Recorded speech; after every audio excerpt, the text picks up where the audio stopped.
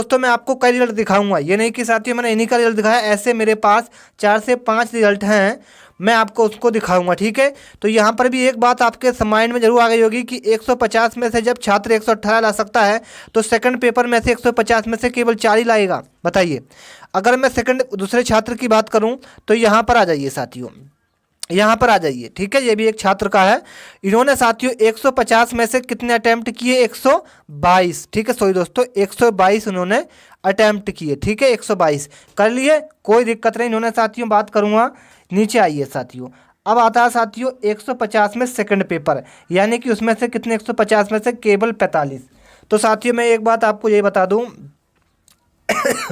जो छात्र पहले पेपर में जब इतने ला सकता है 122, तो सेकंड पेपर में भी कम से कम 85 से 90 क्वेश्चन तो आप सही कर सकते हैं, कितने भी आप कमज़ोर हों। ठीक है, लेकिन यहाँ पर केवल 45 दिखा रहा है। तो ये छात्र ने हमें व्हाट्सएप पर सेंड किया था, तो उन्होंने कहा कि सर इस पर कुछ ना कोई एक्शन लीजिए, क्या ट्विटर कैंपेन चलाइए, दोबारा रिजल्ट रिवाइज हो या नहीं हो। ठीक है, चलिए और आइए साथियों नीचे, यहाँ पर भी एक किस्सा आपके सामने ऐसे ही देखने को मिलेगा। ठीक है, यहाँ पर भी एक किस्सा आपको ऐसा देखने को मिलेगा।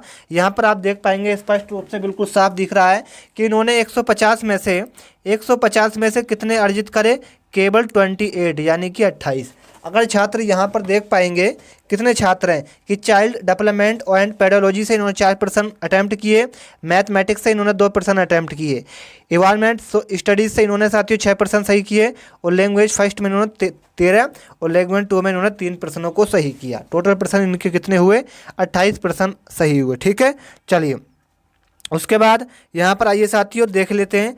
इन्होंने साथियों चाइल्ड डेवलपमेंट से इन्होंने साथियों 28% किए, सोशल साइंस से 50, लैंग्वेज फर्स्ट से 21 और लैंग्वेज सेकंड से इन्होंने 25% के अटैम्प्ट किए, यानी कि 150 में से इन्होंने 124 अंक अर्जित कर लिए।